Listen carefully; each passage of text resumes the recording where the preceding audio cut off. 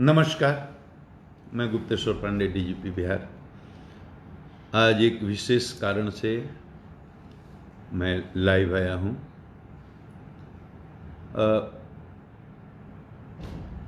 गोपालगंज में एक triple murder case हुआ है, जिसको लेकर सोशल मीडिया में बहुत तरह की अफवाहें चल रही हैं। ज़्यादा लोग जो पूरी तरह से घटना को नहीं जानते हैं, वो गलत तरह की अफवाहों के चलने के कारण गलत परसेप्शन भी बना लेते हैं और उस परसेप्शन के आधार पर टिप्पणी भी करने लगते हैं। कुछ लोग सच्चाई को जानते हुए भी गलत मोटिव से कुछ लिखते हैं, वो अलग बात है। लेकिन ज़्यादा लोग इनोसेंटली, क्योंकि वो नहीं जानते हैं कि सच्चाई क्या है, इसलिए वो अलग तरह से परसेप्शन बना लेते हैं। तो मैं लाइव आया नहीं, मुझे जबरदस्ती बुलाया गया। नहीं तो हर घटना पर, हर मर्डर के केस में या किसी भी केस में डीजीपी को लाइव आने की जरूरत नहीं है। हमारे एडीजी हेडक्वार्टर ही प्रेस कॉन्फ्रेंस करते हैं। मैंने आज तक 1.5 साल में कोई पीसी नहीं की है। एक भी पुलिस मुख्यालय से एडीजी हेडक्वार्टर पुलिस विभाग के प्रवक्ता हैं और हर महत्वपूर्ण घटना पर वो प्रेस कॉन्फ्रेंस करते हैं। मुझे आना पड़ा। सोशल मीडिया पर इतने तरह की खबरें चली कि मुझे जबरदस्ती आना पड़ा ताकि लोगों को मैं बता सकूं कितने बड़े बड़े जनसंहार हुए हैं इस बिहार में, कितनी बड़ी बड़ी घटनाएं हुई हैं। कभी डीजीपी कोई आता है फेसबुक लाइव पर, उसकी जरूरत नहीं। लेकिन ये कांड थोड़ा अलग है। जैसे हत्याएं तो बहुत होती हैं, तो सब हत्या का केस देखने कोई डीजीपी जाता? कोई डीजीपी किसी मर्डर केस, डकैती, कोई केस देखने नहीं जाता। लेकिन मैं गोपालगंज गया। किस लिए गया? कि वो हत्या का जो केस हुआ था वो बहुत महत्वपूर्ण था। 5 बच्चे हैं, 3 मुसलमान के हैं, 2 हिंदू के हैं, 5 माइनर हैं, आपस में खेलते हैं, एक साथ घूमते हैं, बहुत गहरी दोस्ती है, रोज की तरह एक दिन खेलने जाते हैं। 4 बच्चे तो शाम को लौट आते हैं, एक बच्चा नहीं आता है। बच्चे के घर के लोग पूछताछ करते हैं, ये चारों बच्चे झूठ बोलते हैं। कड़ाई से पूछताछ होती है तो सुबह बताते हैं एक बच्चा नदी में डूब गया। आगे आगे आते हैं, पीछे से पूरा गांव आता है, उस पर तो अनुसंधान चल रहा है, डूब गया या डुबाया गया। लड़के के पिता ये प्राथमिकी दर्ज करते हैं कि इसको मार करके डुबा दिया गया और चारों दोस्तों को अभियुक्त बनाते हैं, 2 और को बनाते हैं। अब मार कर डुबा दिया गया या डूब करके मारा। लेकिन कहीं दिल्ली से बैठे बैठे कोई न्यूज चला देता है कि बालक की मस्जिद में बलि दे दी गई। अब इतना बड़ा हंगामा मचता है, ये न्यूज इतनी तेजी से फैलता है कि पूरे गोपालगंज ही में नहीं, गोपालगंज के बाहर आसपास के पड़ोसी राज्यों में और दिल्ली तक बड़े बड़े लोग ट्वीट करने लगते हैं, प्रेस कॉन्फ्रेंस करने लगते हैं और बाहर ये परसेप्शन बनने लगता है गोपालगंज गांव के बाहर कि सही में किसी हिंदू लड़के की मस्जिद में बलि दे दी गई।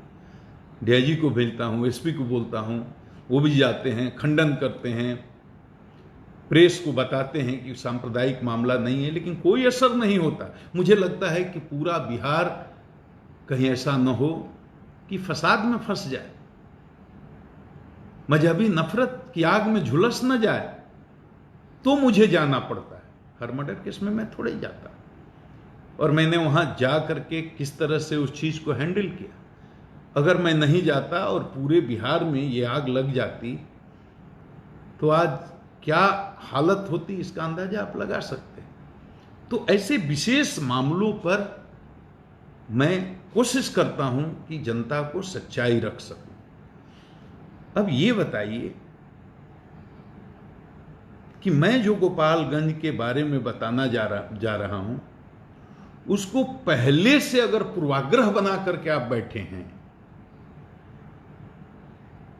किसी पक्ष या विपक्ष में, और आप ईमानदारी से निष्पक्षता के साथ मेरी बात नहीं सुनेंगे तो मेरी बात समझ में नहीं आएगी। और सबका अपना परसेप्शन है, अपना बिलीफ सिस्टम है, अपना एटीट्यूड है, अपना इंटेंशन है, अपना मोटिव है, उसी हिसाब से आप चीज़ों को जज करते हैं। उसमें आपका social background, family background, academic background, political background, cultural background, बहुत सारे बैकग्राउंड है, religious background, variety of factors, बहुत सारे कारण हैं जिससे आपका बिलीफ सिस्टम बनता है, परसेप्शन बनता है। तो आपका मोटिव पहले से अगर कुछ उल्टा होगा, या इसको अगर आप जात के चश्मे से देखेंगे, दल के चश्मे से देखेंगे, मजहब के चश्मे से देखेंगे, तो आप सच्चाई तक नहीं पहुंच सकेंगे। इसलिए मेरी प्रार्थना है, हाथ जोड़ करके मैं आप लोगों से सबसे निवेदन करता हूं जो हमको सुन रहे हैं, एकदम निष्पक्ष भाव से, मन को एकदम साफ रख करके खुले दिमाग से मेरी बात को सुनिए। क्योंकि मैं जो भी बोल रहा हूं डॉक्यूमेंट पर आधारित, तथ्य पर आधारित, तथ्य बोल रहा हूं, फैक्ट बोल रहा हूं, सच्चाई बोल रहा हूं। इसमें अपनी बात नहीं बोल रहा हूं। जो केस के बारे में, गोपालगंज में 3 घटनाएं हुई हैं लगातार। इन तीनों को आप समझ लीजिए और तीनों की क्या स्थिति है उसको समझ लीजिए। उसके बाद आप अगर निष्पक्ष हैं तो आपको पूरी तस्वीर क्लियर हो जाएगी। 3/5/20 को एक मारपीट की छोटी घटना होती है जिसमें सतीश पांडे, मुकेश पांडे अपने गांव में किसी भगवान तिवारी को पीटते हैं और उसका एक मुकदमा होता है। उसमें उनका वारंट प्रे हुआ, अरेस्ट भी हो गए, वो तो बात अलग है। मैं हत्या की बात कर रहा हूं। सबसे पहले 9 मई को उचका गांव थाना में बरवा मठ के पास शंभू मिश्रा नामक एक व्यक्ति की हत्या होती है। इस शंभू मिश्रा की हत्या में 6 आदमी को नामजद अभियुक्त बनाया जाता है। इसमें 2 आदमी के विरुद्ध जांच में आरोप के लिए अभी साक्ष्य नहीं आया है। 4 आदमी के विरुद्ध साक्ष्य आया है। तो पहली हत्या, इसमें एक ही आदमी की गिरफ्तारी हुई है, 3 फरार हैं, 2 के खिलाफ साक्ष्य नहीं आया है। ये पहली हत्या है 9 मई को, जिसमें जो सतीश पांडे है उसके किसी नज़दीकी आदमी, जो बहुत दिन से बताया जाता है कि 30 साल से उनके साथ रहते थे, शंभू मिश्रा की हत्या होती है। ये पहली। उसके बाद ये बहुचर्चित कांड, ट्रिपल हत्याकांड की घटना होती है 24 मई को। ये हथुआ थाना में होती है। इसमें अपराधी आते हैं। अब घटना कैसे होती थी? अपराधी आते हैं। अपराधी का लक्ष्य क्या है? टारगेट कौन है? जयप्रकाश चौधरी। उनको मारने के लिए आते हैं। उतर के उसके बारे में पूछते हैं। जयप्रकाश चौधरी जी के पिताजी महेश चौधरी भी वहाँ हैं, उनकी माँ संकेतिया देवी भी वहाँ हैं, उनके भाई शांतनु चौधरी जी कुछ छत पर हैं। जैसे उन लोगों को पता चलता है कि ये लोग अपराधी हैं और जयप्रकाश चौधरी को मारने के लिए आए हैं, तो डंडे से 2 लाठी महेश चौधरी मारते हैं एक अपराधी को। संकेतिया देवी अपने बचाव में ईंटा फेंकती हैं और ऊपर से शांतनु चौधरी अपने भाई के जीवन की रक्षा के लिए गाली देते हुए बोलते हैं मैं तुरंत उतरता हूं। ये तीनों लोग को ये अपराधी गोली मार देते हैं। गोली जयप्रकाश चौधरी को भी लगती है, वो आज भी हॉस्पिटल में है। मुझे ये भी नहीं पता था कि पीएमसीएच में है, आज हमको पता चला। तो 3 व्यक्तियों की ये मृत्यु होती है। एक मोटरसाइकिल वहां से बरामद होती है। अब ये 24 तारीख को शाम को घटना होती है, बयान आता है, 25 को इसका सुबह में FIR होता है। इसमें 4 आदमी को अभियुक्त बनाया जाता है। ध्यान से सुनिएगा। वादी हैं इसके जयप्रकाश चौधरी जी, जो 4 आदमी को प्राथमिकी का नामजद अभियुक्त बनाते हैं। पहला सतीश पांडे, दूसरा मुकेश पांडे, तीसरा बटेश्वर पांडे। 3 आदमी को ये गोली मारने के प्रत्यक्षदर्शी, मतलब ये जो गवाह जिसको कह सकते हैं, वो कहते हैं ये 3 आदमी ने गोली मारी। एक अन्य पप्पू पांडे के बारे, जो माननीय वहां के विधायक हैं, इनका कहना है कि 4 दिन पहले इन्होंने हमको धमकी दी थी, तो इसमें इनकी साजिश हो सकती है। मैं एकदम टेक्निकल लीगल पॉइंट आपको डिस्कस कर रहा हूं। मैं समझ रहा हूं आप जो सुन रहे हैं उसमें वकील भी होंगे, विद्वान भी होंगे, पुलिस के भी लोग होंगे, हमसे ज़्यादा पढ़े लिखे और समझदार लोग भी होंगे। आप देखिए, वादी ये नहीं कहता कि गोली मारने में यहाँ पप्पू पांडे भी थे। वो कहता है लिखित कि 4 दिन पहले हमको एक जगह पर मुकेश पांडे और पप्पू पांडे ने रोक कर हमको धमकी दी। यहां घटना स्थल पर पप्पू पांडे के होने की बात तो वादी भी नहीं करता, साजिश की बात करता है। अब साजिश क्या है? साजिश आपके मन का संदेह भी हो सकता है, मन का विश्वास भी हो सकता है, ये सच भी हो सकता है और ये गलत भी हो सकता है। कानूनी रूप से चार्जशीट करने के लिए साजिश के बिंदु पर अनुसंधान करके साक्ष्य जुटाना पड़ता है और वो एक टाइम टेकिंग प्रोसेस है, उसमें समय लगता है। मेरा इतना ही कहना है। 3 आदमी जिसको वादी ने बताया कि ये गोली मारने में थे, सतीश पांडे, मुकेश पांडे, बटेश्वर पांडे, तीनों गिरफ्तार। FIR होने के साथ, जैसे FIR होता है और हमारे ये जो विक्टिम हैं, पीड़ित हैं, 3 आदमी की अंतिम संस्कार होने के लिए जाता है, चिता में आग लगाई जाती है, पूरी तरह से संस्कार संपन्न भी नहीं होता है, उसके पहले पुलिस मेरे आदेश पर, जैसे मुझे सूचना मिलती है, मैंने कहा तुरंत गिरफ्तारी होनी चाहिए और तुरंत सतीश पांडे की गिरफ्तारी होती है, मुकेश पांडे की गिरफ्तारी होती है, 25 को FIR, 26 को इनकी, और एक जो बचा हुआ बटेश्वर पांडे, उसकी भी आज गिरफ्तारी। तीनों जिसको घटना स्थल पर गोली मारने की बात बताई जाती है, तीनों की गिरफ्तारी हो गई। इसमें नहीं कोई बचा जिसका नाम दिया गया। अब एक चीज, ये एक केस देखिए, ये केस होता है हत्या 24/5/20 को, लेकिन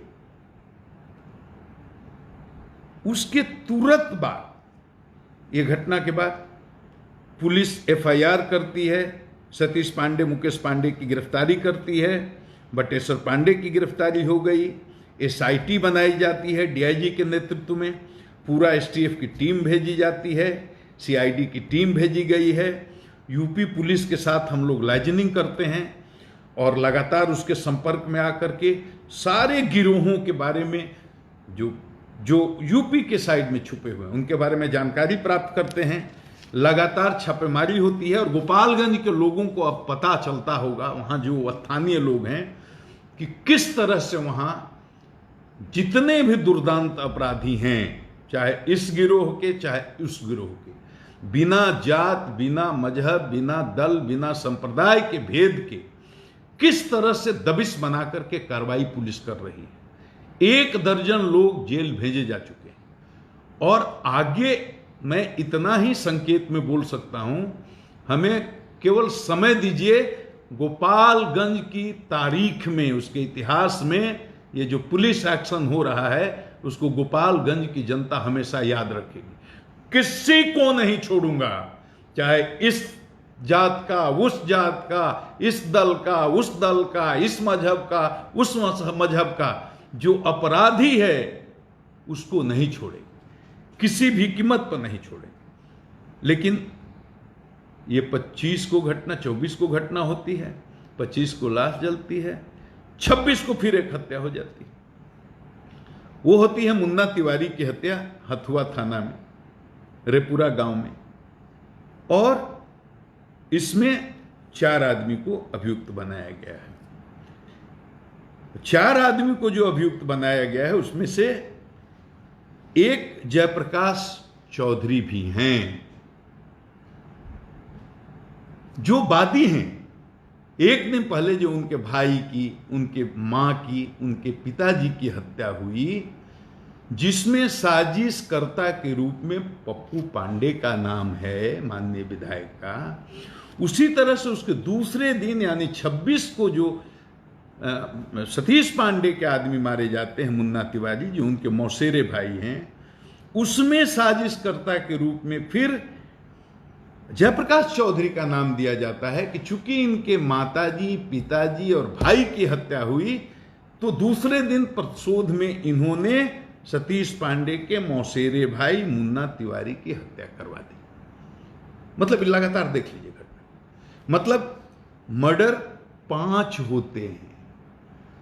2 सतीश पांडे के लोग मारे जाते हैं और 3 दूसरी तरफ मारे जाते हैं। लगातार 9 तारीख को, 24 तारीख को और 26 तारीख को 2 सतीश पांडे के लोग मारे जाते हैं, 3 दूसरी तरफ मारे जाते हैं।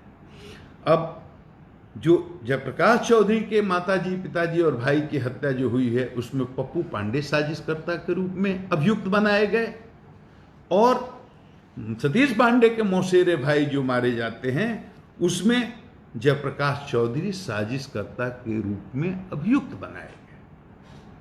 उनको याद रखिए कि गोली भी लगी है, उनका इलाज भी चल रहा है। तो घटनास्थल पर तो ये भी नहीं थे, तो बिना अनुसंधान किए साजिश के बिंदु पर विधायक पप्पू पांडे को जेल भेज दिया जाए, बिना अनुसंधान किए सिर्फ एफआईआर में नाम आने के आधार पर साजिश करने के आरोप में बिना साक्ष्य जुटाए जयप्रकाश चौधरी को भी जेल भेज दिया जाए। ये दोनों बिंदुओं पर अनुसंधान चल रहा है। बाकी ट्रिपल मर्डर केस में गिरफ्तारी के लिए कोई भी बाकी नहीं है। और गोपालगंज से हम हाथ जोड़ करके करबद्ध प्रार्थना कर रहे हैं, आप किसी जाति को हों, किसी दल के हों, किसी मजहब को, अपराध और सच बोलना सीखिए, सच का साथ देना चाहिए। अपराध और अपराध की संस्कृति के खिलाफ मैं आज से नहीं लड़ रहा हूं। मैंने 33 साल की सेवा कंप्लीट की है और हमने अलग अलग मुख्यमंत्री के साथ काम किया है। हमने माननीय लालू प्रसाद यादव भी हमारे मुख्यमंत्री रहे, माननीय श्रीमती राबड़ी देवी भी हमारी मुख्यमंत्री रही, और अब माननीय हमारे नीतीश कुमार मुख्यमंत्री हैं। मैंने व्यक्तिगत रूप से आज तक, मैं विनम्रता के साथ कहता हूं, केस का रिकॉर्ड खत्म नहीं होता, वो आज भी होगा। 10 जिलों में एसपी रहा हूं, 20 जिलों में मैंने डीआईजी के रूप में, आईजी के रूप में सेवा दी है, लगातार फील्ड में रहा हूं।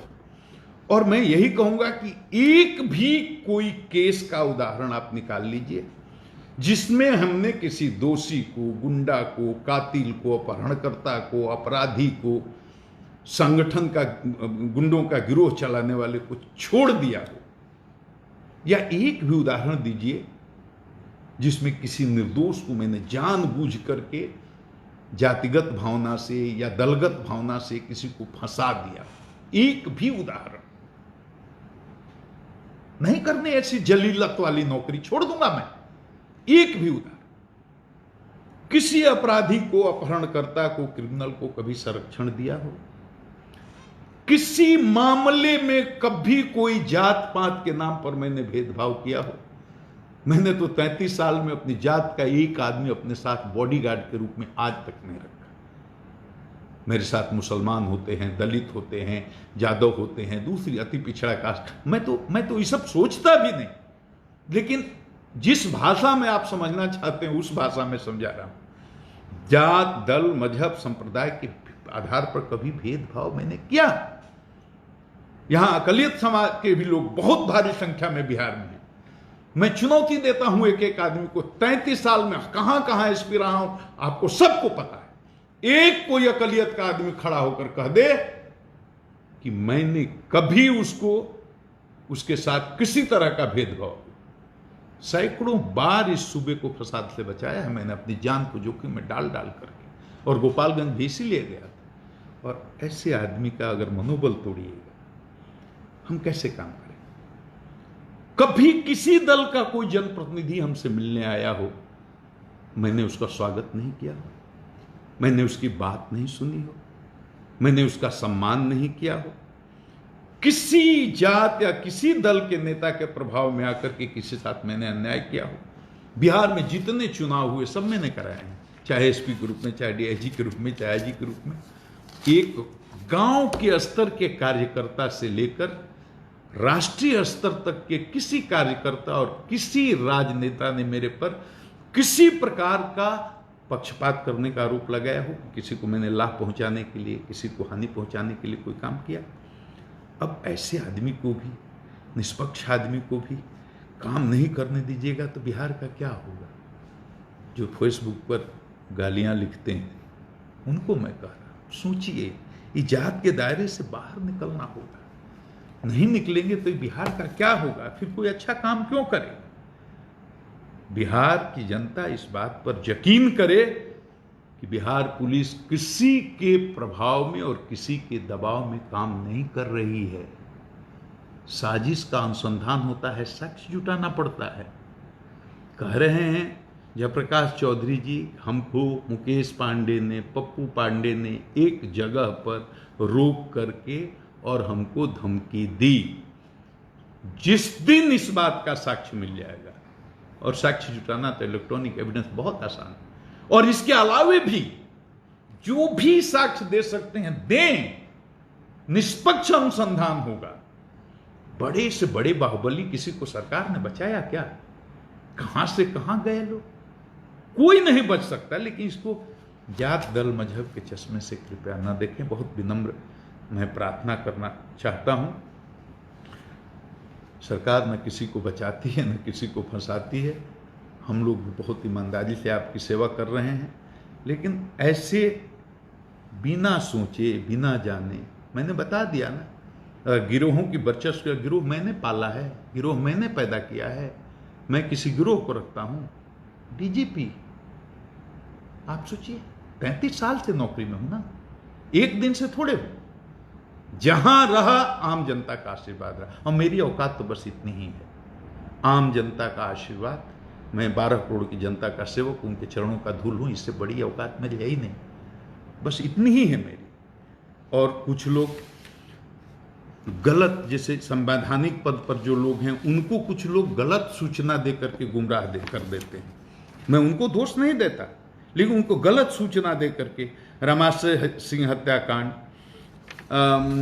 ये राजकुमार हत्याकांड, उपेंद्र सिंह हत्याकांड, अरुण कुमार सिंह हत्याकांड, अनिल तिवारी हत्याकांड, इसमें सब में पप्पू पांडे को नाम लेकर के, अब ये गलत सूचना जो किसी भी संवैधानिक पद पर बैठे हुए जिम्मेदार आदमी को देते हैं, वो उनके शुभचिंतक नहीं है, उनको सत्यापन इसका करना चाहिए।